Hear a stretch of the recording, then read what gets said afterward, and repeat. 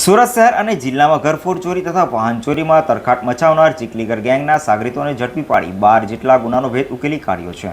સુરત શહેરમાં બનતા મિલકત સંબંધી ગુનાઓ શોધી કાઢવા સુરત પોલીસ કમિશનર અનુપમસિંહ ગેહલોત તથા સંયુક્ત પોલીસ કમિશનર ક્રાઇમ રાઘવેન્દ્ર વર્ષ દ્વારા અપાયેલી સૂચનાને લઈ ક્રાઇમ બ્રાન્ચના નાયબ પોલીસ કમિશનર અને આસિસ્ટન્ટ પોલીસ કમિશનરના માર્ગદર્શન હેઠળ ક્રાઇમ બ્રાન્ચની પોલીસ ઇન્સ્પેક્ટરોની ટીમો પેટ્રોલિંગમાં હતી। ત્યારે ક્રાઇમ બ્રાન્ચની ટીમે ઘરફોડ ચોરીમાં તરખાટ મચાવનાર ચીખલીગર ગેંગના સાગરીતો આઝાદસિંહ ઉર્ફે ધનરીસિંહ, મધુસિંહ ઉર્ફે બાદલસિંહ ટાંક ચીખલીગર, મલિંદરસિંહ ઉર્ફે મલ્લુ રાજુસિંહ બાવરી, અજયસિંહ ઉર્ફે મામુ, ભૂરાસિંહ ઉર્ફે બલવંતસિંહ દુધાની ચીખલીગર અને જીતેન્દ્રસિંહ ઉર્ફે દિલજીતસિંહ રાજેશસિંહ ભાદાને ઝડપી પાડ્યા હતા।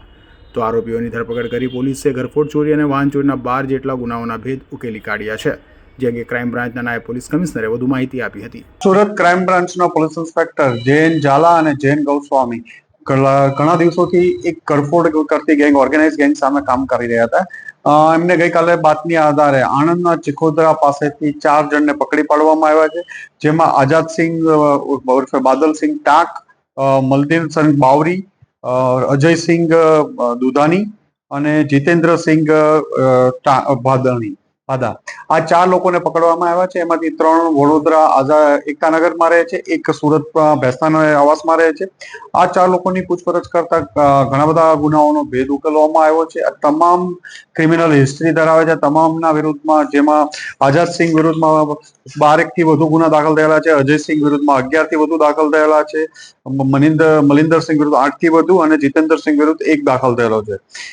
અમદાવાદ, સુરત, વડોદરા, ગુજરાતના અલગ અલગ શહેરોમાં, મોટા શહેરોને ટાર્ગેટ કરે છે। કોઈ પણ જગ્યા ઉપર આ લોકો પેલા અલગ અલગ શહેરના છે બધા અને ભેગા થઈ અને બાઇક ચોરી જ્યાં ચોરી કરવાની છે એ સિવાય અલગ જિલ્લામાંથી બાઇકની ચોરી કરશે। બાઇકની ચોરી કર્યા બાદ આ લોકો ઘરફોડ કરશે। ઘરફોડ કર્યા પછી ક્યાંક બિનવારસી અલગ જગ્યાએ બાઇક ચોરી કરીને છોડી દેતા હોય છે। એટલે જો એને ટ્રેક કરો તો પણ ચોરીના જ વાહનો સાથે મળી આવે। ચોરીના વાહનો જ હોય એટલે આઈડેન્ટિફાય એમને ન થઈ શકે અને મોઢા ઉપર માસ્ક ને અલગ અલગ કેપ ને એવું પહેરીને આવે છે કે જેથી એક તો ચીખલીગર છે એ પણ ન ખબર પડે। પણ ઘણા દિવસની મહેનત પછી ક્રાઇમ બ્રાન્ચને આ ગેંગ પકડવામાં સફળતા મળી છે। સુરત શહેરના ઉત્તરાયણ, અમરોલી સાથે કીમ, સાયણ, કડોદરા, પાલોદ, તાતીતૈયા અને અંકલેશ્વરમાં ચીખલીગર ગેંગ દ્વારા ગુનાઓને અંજામ અપાયો હોવાની કબૂલાત કરાઈ છે।